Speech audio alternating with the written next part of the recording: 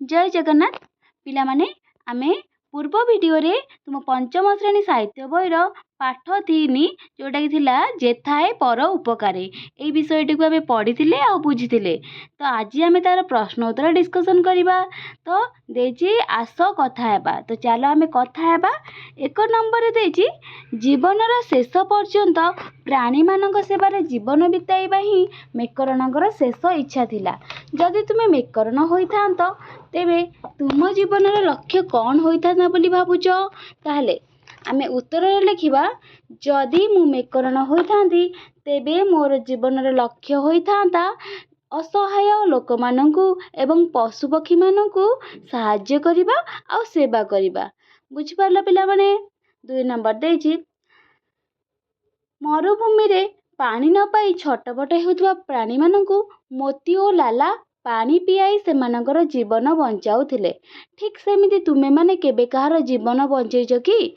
जदि बंचेइछ ताहले केमिति उत्तर लिखिब। तो आमे एथिरे उत्तर लिखिबा हाँ मु खरा दिन रे गोटे पक्षी पानी न पाई तो शोषिला अनुभव करुथिला। तो मु छात उपरे ताकू देखी ता पई पानी नेकी छात उपरे रखिथिली आउ से पानी पी उड़ी जाइथिला। तो एठी आमे जीवन तार बंचेले कि नहीं? हाँ। तापर 3 नंबर क्वेश्चन देखिबा कौन देछि गुरु दत्तात्रेय शिष्य मेकरण तपस्या करुवा समय रे से किपरि जीवन बिताउथिले बोली तुमे माने भाबुच? ताले आमे कौन लिखिबा उत्तर?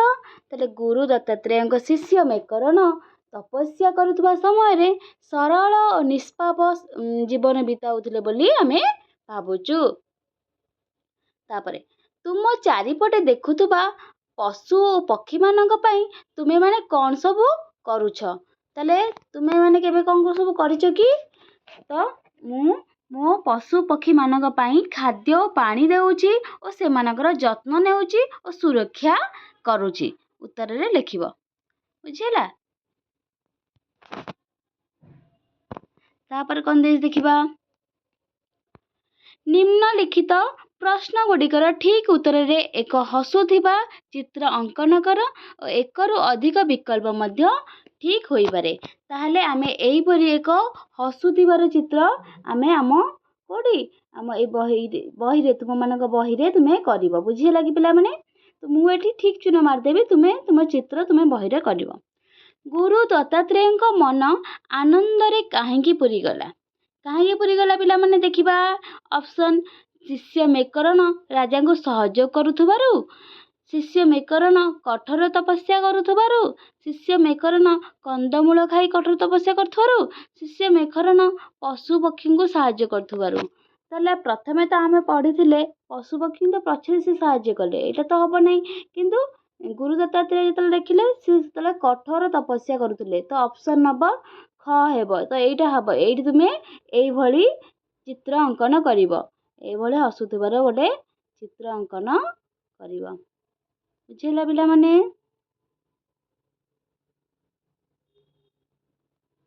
तापरे कौन देछि 2 नंबर जेउंटी मनीष माने पानी बिना छटपट हेउथिले सेठाको पानी नै किए पहुंची जाउथिले? देखिबा ऑप्शन ने कौन देछि साधु मेकरण कच्छ राज्यर क्लिक होनी तो छाड़ साधु मेकरण कच्छ राज्यर राजा मोती ओ लाला गुरु दत्तात्रेय ताले किए जाई पहुंचुथिले? आमे जानिछन्ती साधु मेकरण आउ किए ग हब मोती ओ लाला नुह कि जोठी मनीष माने छटपट होउथिले सेठारे साधु मेकरण और मोती ओ लाला पानी नेकी पहुंचुथिले। तापर देखिबा साधु मेकरण चिठी रे कौन लेखि पाख गाँ दुकान आनिबाकू कुकुर को पठाउथिले? ताले एठी हबो देखिबा ऑप्शन खाद्य पदार्थ आनिबाकू, मधुर जल आनिबाकू, अदरकारी जिनिस आनिबाकू ना दरकारी जिनिस आनिबाकू? ताले ऑप्शन हबो घ दरकारी जिनिस आनिबाकू। आंसर हबो कोन दरकारी जिनिस आनिबाकू। 4 नंबर देछि सन्यासी जनक राजा को कौन मागिले? सन्यासी जनक कौन मागिथिले देखिबा आज ठारू एई कच्छ भूमि रे आपण आउ केबे शिकार करिवे नाही। हाँ एटा कहिथिले। ଆଜିଠାରୁ କଚ୍ଛଭୂମିକୁ ଆପଣ ଆଉ କେବେ ଆସିବେନି ନା ଏଇଟା କହିନଥିଲେ। ଆଜିଠାରୁ ଏଇ କଚ୍ଛଭୂମିରେ ଆପଣ ସବୁଦିନ ଶିକାର କରିବେ ଏଇଟା ବି କହିନଥିଲେ। ଆଜିଠାରୁ ଆପଣ କଚ୍ଛଭୂମିରେ ଶାସନ କରିବେ ନା, ଆମର ଅପସନ୍ ହେବ 4 ନମ୍ବରର ଓନ୍ଲି କ। ବୁଝିଲେ କି? ଆଜିଠାରୁ ଏଇ କଚ୍ଛଭୂମିରେ ଆପଣ ଆଉ କେବେ ଶିକାର କରିପାରିବେ ନାହିଁ। ତାପରେ ଦେଖିବା ଚିନ୍ତା କରି ଲେଖ। ଦେଖିବା କ'ଣ ଦେଇଛି। 1 ନମ୍ବର, ଦତ୍ତାତ୍ରେୟ ମେକରଣକୁ ତୁମ୍ବି ଦୁଇଟି ଦେଇ କ'ଣ କହିଲେ? ତାହେଲେ ଦତ୍ତାତ୍ରେୟ ମେକରଣକୁ ତୁମ୍ବି ଦୁଇଟି ଦେଇ କ'ଣ କହିଥିଲେ? ଉତ୍ତରରେ ଲେଖିବା ଦତ୍ତାତ୍ରେୟ ମେକରଣକୁ ତୁମ୍ବି ଦୁଇଟି ଦେଇ କହିଲେ ତୃଷାରେ ଥିବା ଲୋକ ଓ ପ୍ରାଣୀମାନଙ୍କୁ ପାଣି ଦେଇ ସେବା କରିବାକୁ କହିଥିଲେ। ଦତ୍ତାତ୍ରେୟ ମେକରଣକୁ ତୁମ୍ବି ଦୁଇଟି ଦେଇ ତୃଷାରେ ଥିବା ଲୋକ ଓ ପ୍ରାଣୀମାନଙ୍କୁ ବା ପଥିକମାନଙ୍କୁ କ'ଣ ଦବ? ପାଣି ଦେଇ ସେବା କରିବାକୁ କହିଥିଲେ। ବୁଝିଲା କି? ତାପରେ 2 ନମ୍ବର କ୍ୱେଶ୍ଚିନ୍, ପଥିକମାନଙ୍କୁ ଦେଖି ମେକରଣ ଖୁସି ହେଉଥିଲେ କାହିଁକି? ତାହେଲେ ତୁଷାର୍ତ୍ତ ପଥିକମାନେ ପାଣି ପିଇ ତୃଷା ନିବାରଣ କରୁଥିବାରୁ ମେକରଣ ଏହା ଦେଖି ଖୁସି ହେଉଥିଲେ। ବୁଝିଲେ କି?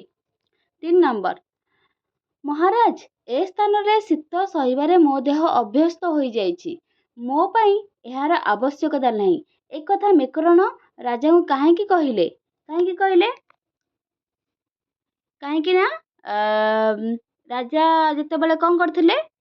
ଯେତେବେଳେ ତାଙ୍କୁ ତାଙ୍କର ବସ୍ତ୍ର କାଢ଼ିକି ଦେଇଥିଲେ, ଯେଉଁ ତାଙ୍କର ଶୀତ ବସ୍ତ୍ର ବା ଗୋଟେ ଚାଦର ଯେଉଁ କାଢ଼ିକି ଦେଇଥିଲେ ମେକରଣକୁ ମାନେ ଥରୁଥିବାର ଦେଖିକି ରାଜା ଯେତେବେଳେ ତାଙ୍କର ଶାଲ୍ଟିକୁ କାଢ଼ିକି ଦେଇଥିଲେ, ସେତେବେଳେ ମହାରାଜ ଯେତେବେଳେ କହିଥିଲେ କି ମେକରଣ କହିଥିଲେ, ମହାରାଜ, ଏ ସ୍ଥାନରେ ଶୀତ ସହିବାରେ ମୋ ଦେହ ଅଭ୍ୟସ୍ତ ହୋଇଯାଇଛି, ମୋ ପାଇଁ ଏହାର ଆବଶ୍ୟକତା ନାହିଁ। ତ ଏକଥା ରାଜାଙ୍କୁ କାହିଁକି କହିଲେ ବୋଲି ସେ ଦେଇଛି।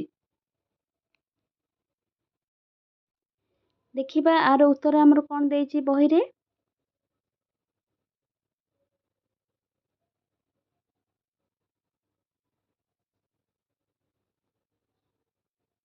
ଦେଖ, ଉତ୍ତର ହେବ ରାଜା ନିଜ କାନ୍ଧରେ ପଡ଼ିଥିବା ମଣିମୁକ୍ତ ଖଚିତ ଚଦରଟିକୁ ସନ୍ନ୍ୟାସୀଙ୍କ ଦେହରେ ଘୋଡ଼ାଇ ଦେଲେ। ମାନେ ଯେତେବେଳେ ଘୋଡ଼ାଇ ଦେଲେ ମେକରଣ ଏଥିରେ ଖୁସି ହେଲା ନାହିଁ। ବିନୟର ସହିତ ଚଦରଟି ରାଜାଙ୍କୁ ଫେରାଇ ଦେଇ କହିଲେ, ମହାରାଜ, ଏ ସ୍ଥାନର ଶୀତ ସହିବାରେ ମୋ ଦେହ ଅଭ୍ୟସ୍ତ ହୋଇଯାଇଛି, ମୋ ପାଇଁ ଏହାର ଆବଶ୍ୟକତା ନାହିଁ। ଅନ୍ୟ କେହି ଦୁଃଖୀ ଲୋକଙ୍କୁ ଆପଣ ଏହାକୁ ଦାନ କଲେ ମୁଁ ଅଧିକ ଖୁସି ହେବି। ତ ସେ କାହିଁକି ଏ କଥା କହିଥିଲେ? କାହିଁକି ନା ସେଇ ମରୁ ଅଞ୍ଚଳରେ ତାଙ୍କ ଦେହ ଅଭ୍ୟସ୍ତ ହୋଇଯାଇଛି ଶୀତ ସହିବାରେ, ସେଇ ଚାଦରଟିକୁ ଯଦି ସେ ଅନ୍ୟ କାହାକୁ ଦେବେ, ତେଣୁ ସେ ଖୁସି ହେବେ ବୋଲି ସେ ଏପରି କହିଥିଲେ। ବୁଝିପାରିଲେ ପିଲାମାନେ? ତାପରେ ଆମେ ନେକ୍ସଟ କ୍ୱେଶ୍ଚିନଟି ଦେଖିବା।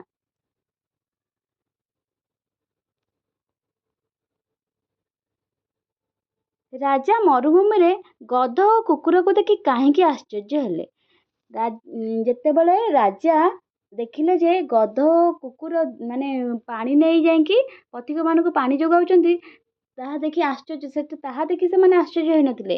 ସେ ଏହା ଦେଖି ଆଶ୍ଚର୍ଯ୍ୟ ହେଲେ ଯେ ସେଠାରେ ଚିତାବାଘର ଭୟ ରହିଥିଲା। ତ ଚିତାବାଘ ହାବୁଡ଼ରୁ ସେମାନେ କେମିତି ବଞ୍ଚିଛନ୍ତି ତାହା ଭାବି ରାଜା ଆଶ୍ଚର୍ଯ୍ୟ ହୋଇଥିଲେ। ବୁଝିଲା? ତାପରେ ମୋତି, ଲାଲା ଓ ମେକରଣ। କାହାଣୀରେ ମୋତି ଓ ଲାଲାର ଅନେକ ସୁଗୁଣ ରହିଛି। ସେଗୁଡ଼ିକୁ ଲେଖ। ତୁମର ସୁବିଧା ପାଇଁ ଗୋଟେ ଉଦାହରଣ ଦିଆଯାଇଛି। ମରୁଭୂମିରେ ମଣିଷମାନଙ୍କୁ ପାଣି ଯୋଗାଉଥିଲେ। ଆଉ ଗୋଟେ କ'ଣ ହେବ ଆମେ ଲେଖିପାରିବା? ଯେଉଁ ମୋତି ଓ ଲାଲା ମେକରଣ। ତ ମୋତି ଓ ଲାଲା ଆମେ ଲେଖିପାରିବା, ମୋତି ଓ ଲାଲା ମେକରଣକୁ ସାହାଯ୍ୟ କରୁଥିଲେ, ମେକରଣଙ୍କ କାମରେ ସାହାଯ୍ୟ କରୁଥିଲେ। ଆଉ କ'ଣ ହେବ? ମେକରଣଙ୍କର ଗୋଟେ ଲେଖିବା, ମେକରଣ ତାଙ୍କ ଖାଦ୍ୟର ଗୋଟେ ଭାଗ ନିଜେ ଖାଉଥିଲେ, ଆଉ ଗୋଟେ ଭାଗ ସେ ମୋତି ଓ ଲାଲାଙ୍କୁ ଦେଉଥିଲେ। ତାପରେ କ'ଣ ହେବ? ମୋତି ଓ ଲାଲା ଦୋକାନକୁ ଯାଇ ଯେଉଁ ମେକରଣଙ୍କ ପାଇଁ କ'ଣ ଆଣୁଥିଲେ? ଦରକାରୀ ଜିନିଷ ଆଣି ଯୋଗାଉଥିଲେ। ତ ଆଉ କ'ଣ ଲେଖିବା? ଆମେ? ତ ଆଉ ଦୁଇଟି ତୁମେମାନେ ମନରୁ ଭାବିକି ଲେଖିବ। ବୁଝିଲେ କି ପିଲାମାନେ? ଏବେ ସାଧୁ ମେକରଣଙ୍କର ସଦ୍ଗୁଣ ଗୁଡ଼ିକ ନିଜ ଖାତାରେ ଲେଖ। ତ ସାଧୁ ମେକରଣ କ'ଣ ଥିଲେ? ସରଳ ଓ ନିଷ୍ପାପ ହୃଦୟର ଥିଲେ। ତ ଆଉ କ'ଣ ଲେଖିବା? ସେ ଜଣେ ଉତ୍ତମ ସନ୍ନ୍ୟାସୀ ଥିଲେ। ଆଉ କ'ଣ ହେବ, ସେ କ୍ଷୁଧାର୍ତକୁ ଖାଦ୍ୟ ଓ ତୃଷାର୍ତକୁ ପାଣି ଯୋଗାଉଥିଲେ, ନିଜ ଗୁରୁଙ୍କ ଆଦେଶ ପାଳନ କରୁଥିଲେ। ତ ଏଗୁଡ଼ିକ ତୁମ ଖାତାରେ ଲେଖିବ। ବୁଝିପାରିଲ ପିଲାମାନେ? ତାପରେ ଦେଇଛି ତୁମେ ଯାହା ବୁଝିଛ। ତୁମେ ଭାବୁଛ କି ପଶୁପକ୍ଷୀମାନେ ଆମର ଭାବନାକୁ ବୁଝନ୍ତି? ତୁମ ଅଭିଜ୍ଞତା ଆଧାରରେ କୁହ। ତାହେଲେ ପଶୁପକ୍ଷୀମାନେ ଆମ ଭାବନାକୁ ବୁଝନ୍ତି କି ନାହିଁ ତୁମେ କୁହ। ତ ଆମେ ଲେଖିବା ଉତ୍ତରରେ, ହଁ ମୁଁ ଭାବୁଛି ପଶୁପକ୍ଷୀମାନେ ଆମର ଭାବନାକୁ ବୁଝନ୍ତି। ତ ଆମ ଘରେ ଏକ ପୋଷା କୁକୁର ଅଛି। ତ ସେ ମୋ କଥାକୁ ଭଲସେ ବୁଝିପାରେ।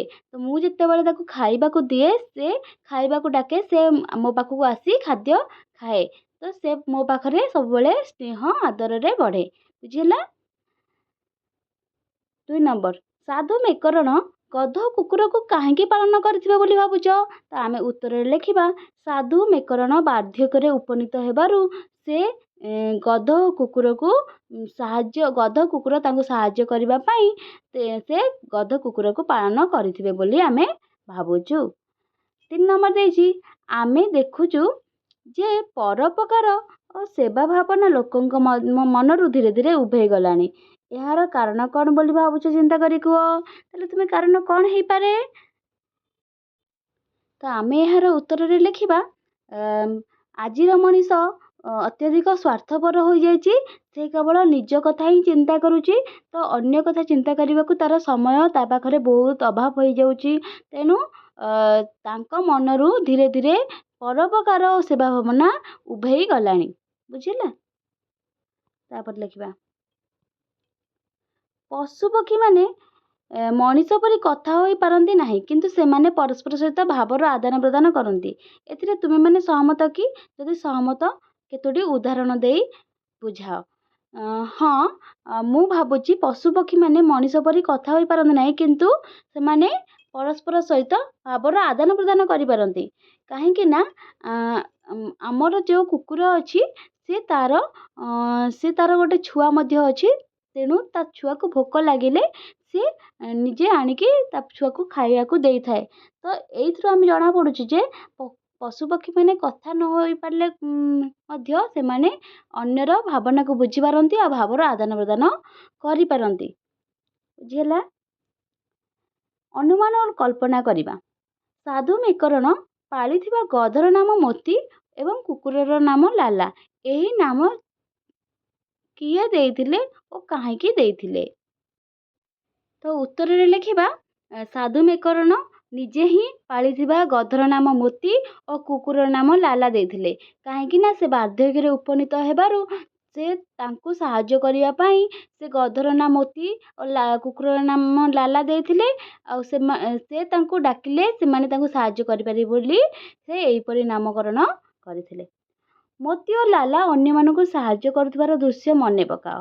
ତ ଏଇଟା ମନେ ପକାଇବାକୁ ଦେଇଛି, ତୁମେ କିପରି ସାହାଯ୍ୟ କରୁଥିଲେ ଆମେ ଏଇଥିରେ ଆନ୍ସର ଦେଇଛି, ଆମେ ବହି ଦେଖିଦେବା। ମୋତି ଓ ଲାଲା କିପରି ସାହାଯ୍ୟ କରୁଥିଲେ।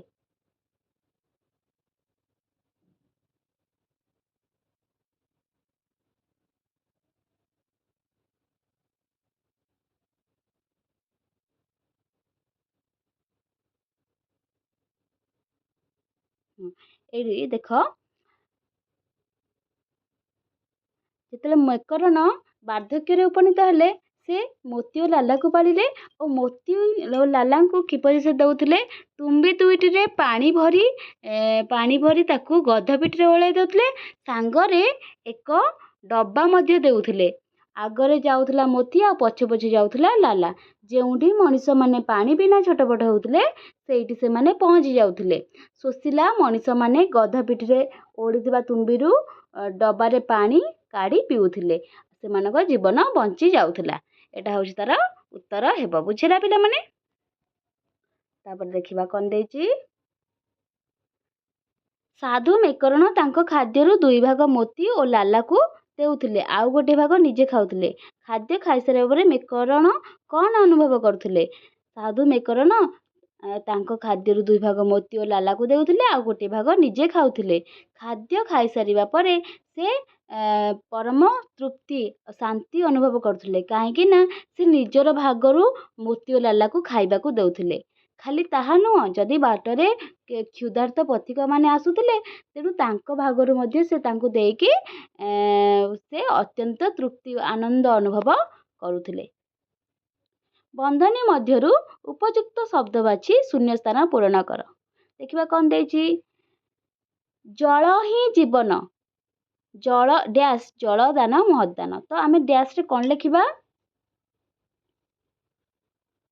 ଜଳ ହିଁ ଜୀବନ, ତେଣୁ ଏଠି ହବ ତେଣୁ, ଅପସନ୍ ଏଇଟା ହବ ତେଣୁ ଜଳ ହିଁ ଜଳଦାନ ମହତ୍ ଦାନ, ଏଠି ଆନ୍ସର ହବ ତେଣୁ। ତାପରେ କ'ଣ ଦେଇଛି। ଦେଶ ସ୍ୱାଧୀନ ହୋଇଛି ଡ୍ୟାସ୍ ଲୋକଙ୍କ ଦୁଃଖ ଦୂର ହୋଇନି। ଦେଶ ସ୍ୱାଧୀନ ହେଇଛି କିନ୍ତୁ ଲୋକଙ୍କ ଦୁଃଖ ଦୂର ହୋଇନି, ଏଇଟା ହବ କିନ୍ତୁ। ବୁଝିଲା କି? ଦ୍ୱିତୀୟ ନମ୍ବର କ୍ୱେଶ୍ଚନ୍ ହବ କିନ୍ତୁ। ଆମ ଦେଶ ଭାରତ ଅନେକ ରାଜ୍ୟ ଏବଂ ଏଟା କ'ଣ ହବ? ଏବଂ ଅନେକ ରାଜ୍ୟ ଏବଂ କେନ୍ଦ୍ରଶାସିତ ଅଞ୍ଚଳକୁ ନେଇ ଗଠିତ। କୁକୁରଟିର ନାଁ ଥିଲା ମୋତି, ଏଟା ହବ ଆଉ ଗଧଟିର ନାଁ ଥିଲା ଲାଲା। ତାପରେ ମେକରଣ ଭୋକିଲା ଯାତ୍ରୀଙ୍କ ନିକଟରେ ପହଞ୍ଚିଥିଲେ ଡ୍ୟାସ୍ କ୍ଷୁଧାର୍ତକୁ ଖାଦ୍ୟ ଦେଉଥିଲେ। ତ ମେକରଣ ଭୋକିଲା ଯାତ୍ରୀଙ୍କ ପାଖରେ ପହଞ୍ଚିଥିଲେ, ଏଟା ହବ ଓ କ'ଣ ହବ? ଓ କ୍ଷୁଧାର୍ତକୁ ଖାଦ୍ୟ ଦେଉଥିଲେ। ବୁଝିପାରିଲ ପିଲାମାନେ? ଦେଖ, ନିମ୍ନରେ କିଛି ବାକ୍ୟ ଦିଆଯାଇଛି। ବାକ୍ୟ ଗୁଡ଼ିକରେ ରେଖାଙ୍କିତ ଶବ୍ଦ ସହିତ ଡାହାଣରେ ଦିଆଯାଉଥିବା ସମାନ ଅର୍ଥ ଥିବା ଶବ୍ଦ ବାଛି ପୁଣି ଥରେ ବାକ୍ୟରେ ବ୍ୟବହାର କର। ଦେଖ, କ ନମ୍ବର ଦେଇଛି। ମେକରଣ କ୍ଷୁଧାର୍ତକୁ ଖାଦ୍ୟ ଦେଉଥିବାରୁ ସେ ପରମ ଶାନ୍ତି ଲାଭ କରୁଥିଲେ। ତ ଆମେ ପୁଣି ତାକୁ ବାକ୍ୟରେ ଆମେ ଦେଖିବା ଯେଉଁ ତା ଅର୍ଥଟା, ଶାନ୍ତିର ଅର୍ଥଟା କ'ଣ ହବ? ଏଠି ତୃପ୍ତି ହବ। ଦେଖ ପିଲାମାନେ, ଏଇଟା ହବ ତୃପ୍ତି। ତ ମେକରଣ କ୍ଷୁଧାର୍ତକୁ ଖାଦ୍ୟ ଦେଉଥିବାରୁ ସେ ପରମ ତୃପ୍ତି ଲାଭ କରୁଥିଲେ। ତ ଏହିପରି ତୁମେ ଲେଖିପାରିବ। ଖ ନମ୍ବର ଦେଇଛି। ଗିରିନାର ପର୍ବତର ପାଦଦେଶରେ ଥିବା ଅରଣ୍ୟରେ ସେ 12 ବର୍ଷ ଧରି ତପସ୍ୟା କରୁଥିଲେ। ତ ଅରଣ୍ୟ ବଦଳରେ ଆମେ କ'ଣ ଲେଖିପାରିବା? ଅରଣ୍ୟ ବଦଳରେ ଆମେ ଜଙ୍ଗଲ ଲେଖିପାରିବା। ତ ଗିରିନାର ପର୍ବତର ପାଦଦେଶରେ ଥିବା ଜଙ୍ଗଲରେ ସେ 12 ବର୍ଷ ଧରି ତପସ୍ୟା କରିଥିଲେ। ସେଇ ମରୁଭୂମି ଅଞ୍ଚଳ ଦେଇ ଯାଉଥିବା ପଥିକମାନେ ପାଣି ନ ପାଇ ଶୋଷରେ କାତର ହୋଇପଡ଼ନ୍ତି। ତ ଆମେ ଉତ୍ତର ଲେଖିବା, ସେଇ ମରୁଭୂମି ଅଞ୍ଚଳ ଦେଇ ଯାଉଥିବା ପଥିକମାନେ ପାଣି ନ ପାଇ ତୃଷାରେ କାତର ହୋଇପଡ଼ନ୍ତି। ଘ ନମ୍ବର। ମେକରଣଙ୍କର ଏପରି କଥା ଶୁଣି ରାଜା ଆଶ୍ଚର୍ଯ୍ୟ ହେଲେ। ତ ମେକରଣଙ୍କର ଏପରି କଥା ଶୁଣି ରାଜା କ'ଣ? ସ୍ତମ୍ଭୀଭୂତ ହେଲେ। ତାର ଅନ୍ୟ ଅର୍ଥ ହବ ସ୍ତମ୍ଭୀଭୂତ। ଏତେ ଦୂର ଆସିଛି ଯେତେବେଳେ ତମ ସହ ସାକ୍ଷାତ ହୋଇଯିବା ଉଚିତ ହେବ। ତ ସାକ୍ଷାତ ହବ କ'ଣ? ଭେଟ ହେଲା। ଏତେ ଦୂର ଆସିଛି ଯେତେବେଳେ ତମ ସହ ଭେଟ ହୋଇଯିବା ଉଚିତ ହେବ। 3 ନମ୍ବର ଦେଖିବା। କାହାଣୀରୁ ଆନିତ କିଛି ବାକ୍ୟ ନିମ୍ନ ଦିଆଯାଇଛି, ସେଗୁଡ଼ିକୁ ଭଲ ଭାବରେ ପଢ଼ ଓ ଚିନ୍ତା କର। ସେଥିରୁ କ'ଣ ବୁଝିଲ ଦଳରେ ଆଲୋଚନା କର। ତୁମେ 2ଟି ଯାକ ତୁମ୍ବିରେ ପାଣି ନେଇ ସେମାନଙ୍କୁ ପ୍ରତିଦିନ ପିଇବାକୁ ଦେବ। ଏହା ହିଁ ତୁମ ପାଇଁ ହେବ ଏକ ମହତ୍ ଶିକ୍ଷା। ତ ଯେତେବେଳେ ଗୁରୁ ଦତ୍ତାତ୍ରେୟ ଦେଖିଲେ ମେକରଣ କଠୋର ପରିଶ୍ରମ କରିଛନ୍ତି, କଠୋର ତପସ୍ୟା କରିଛନ୍ତି, କରିସାରି ଆସିକି କହିଛନ୍ତି କି ମୋତେ ଏବେ କ'ଣ କରିବାକୁ ହେବ ଗୁରୁ, ଆପଣ ମୋତେ କୁହନ୍ତୁ। ତ ସେତେବେଳେ ଗୁରୁ ଦତ୍ତାତ୍ରେୟ ମେକରଣକୁ କହିଛନ୍ତି, ତୁମେ 2ଟି ଯାକ ତୁମ୍ବିରେ ପାଣି ନେଇ ସେମାନଙ୍କୁ ପ୍ରତିଦିନ ପିଇବାକୁ ଦେବ। ଏହା ହିଁ ତୁମ ପାଇଁ ହେବ ମହତ୍ ଶିକ୍ଷା। ବୁଝିପାରିଲ? ଖ ନମ୍ବର। କ୍ଷୁଧାର୍ତକୁ ଖାଦ୍ୟ ଦେଉଥିବାରୁ ପରମ ତୃପ୍ତି ଲାଭ କରୁଥିଲେ। ମେକରଣ ଯେତେବେଳେ ଦିନ ବେଳା ଖାଦ୍ୟ ସଂଗ୍ରହ କରୁଥିଲେ ଆଉ ରାତିରେ ତାହା ରୋଷେଇ କରି ଖାଉଥିଲେ, ଆଉ ଗୋଟେ ଭାଗ ନିଜେ ଖାଉଥିଲେ, ଅନ୍ୟ ଭାଗ ମୋତି ଓ ଲାଲାକୁ ଦେଉଥିଲେ। ତାପରେ ଯେତେବେଳେ ବାଟରେ ଯାଉଥିବା କ୍ଷୁଧାର୍ତ ପଥିକମାନେ ଦେଖା ହେଇଯାଉଥିଲେ, ତ ତେଣୁ ସେ କ୍ଷୁଧାର୍ତ ପଥିକମାନଙ୍କୁ ନିଜ ଖାଦ୍ୟରୁ ଦେଇକି ଦେଉଥିବାରୁ ମେକରଣ ପରମ ତୃପ୍ତି ଲାଭ କରୁଥିଲେ। ବୁଝିପାରିଲ? ଗ ନମ୍ବର। ମରୁଭୂମିରେ ପାଣି ନ ପାଇ ଛଟପଟ ହେଉଥିବା ପ୍ରାଣୀମାନଙ୍କୁ ଏମାନେ ପାଣି ଯୋଗାଇଥାନ୍ତି। ତ କୋଉମାନେ ପାଣି ଯୋଗାଇଥାନ୍ତି? ଯେତେବେଳେ ରାଜା ଦେଖିଲେ ଏକ ଗଧ ଆଉ କୁକୁର ଲୋକମାନଙ୍କୁ ପାଣି ଯୋଗାଉଛନ୍ତି, ଆଉ ସେ ଆଶ୍ଚର୍ଯ୍ୟ ହେଇଯାଇଥିଲେ କିପରି ଏ 2 ଜଣ ଚିତାବାଘର କବଳରୁ ରକ୍ଷା ପାଇଛନ୍ତି ସେତେବେଳେ ଜଣେ କହିଥିଲେ କି ଏ ଦୁଇ ଜଣ ମରୁଭୂମିରେ ପାଣି ନ ପାଇ ଛଟପଟ ହେଉଥିବା ପ୍ରାଣୀମାନଙ୍କୁ ପାଣି ଯୋଗାଇଥାନ୍ତି। ବୁଝିପାରିଲେ କି? ତାପରେ ଘ ନମ୍ବର, ମେକରଣର ଏପରି କଥା ଶୁଣି ରାଜା ସ୍ତମ୍ଭୀଭୂତ ହେଲେ। ଯେତେବେଳେ ଏଇଟା କ'ଣ ହବ? ସ୍ତମ୍ଭୀଭୂତ କୋଉ କଥା ଶୁଣି ଆମେ ଦେଖିଦେବା ଟିକେ ଉତ୍ତର।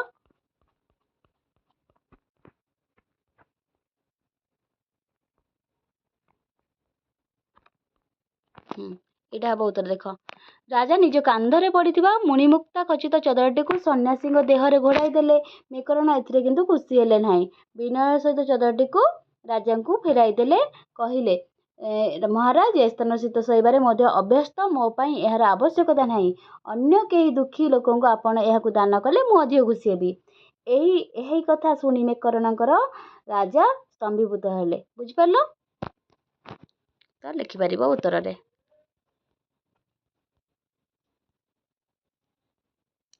4 ନମ୍ବର ଦେଇଛି, ନିମ୍ନରେ ଦିଆଯାଇଥିବା ବାକ୍ୟରେ ରେଖାଙ୍କିତ ଶବ୍ଦ କାହା ପାଇଁ ବ୍ୟବହାର କରାଯାଇଛି ସେଗୁଡ଼ିକୁ ଚିହ୍ନି ଡାହାଣ ପାଖରେ ଲେଖ।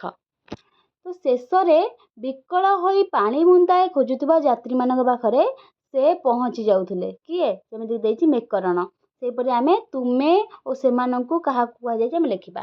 ତୁମେ ଦୁଇଟି ଯାକ ତୁମ୍ବିରେ ପାଣି ନେଇ ସେମାନଙ୍କୁ ପ୍ରତିଦିନ ପିଇବାକୁ ଦେବ। ଏହା ହିଁ ତୁମ ପାଇଁ ମହତ୍ କାର୍ଯ୍ୟ ହେବ। ତାହେଲେ ତୁମେ ହେଉଛନ୍ତି ମେକରଣ ଆଉ ସେମାନଙ୍କୁ ହେଉଛି ପଥିକ ମାନେ ତୁଷାର୍ତ ପଥିକ। ତୁମେ ହେଉଛି ମେକରଣ ଆଉ ସେମାନଙ୍କୁ ହବ ତୁଷାର୍ତ ପଥିକ। ଯେଉଁଠି ମଣିଷମାନେ ପାଣି ବିନା ଛଟପଟ ହେଉଥିଲେ ସେଇଠି ସେମାନେ ପହଞ୍ଚି ଯାଉଥିଲେ। ସେମାନେ ମାନେ କିଏ? ସେମାନେ ହେଉଛନ୍ତି ମୋତି ଓ ଲାଲା। କିଏ? ମୋତି ଓ ଲାଲା।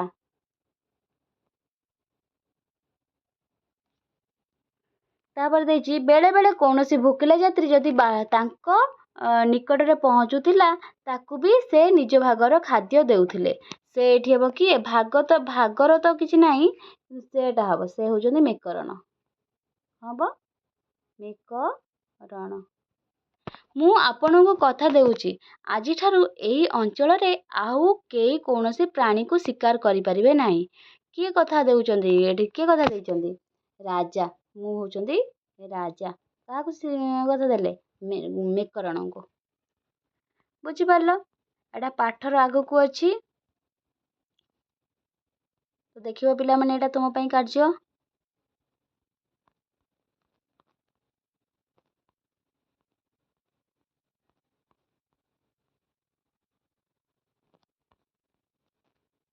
ଏତିକି ଥିଲା ତମର ପ୍ରଶ୍ନ ଉତ୍ତର।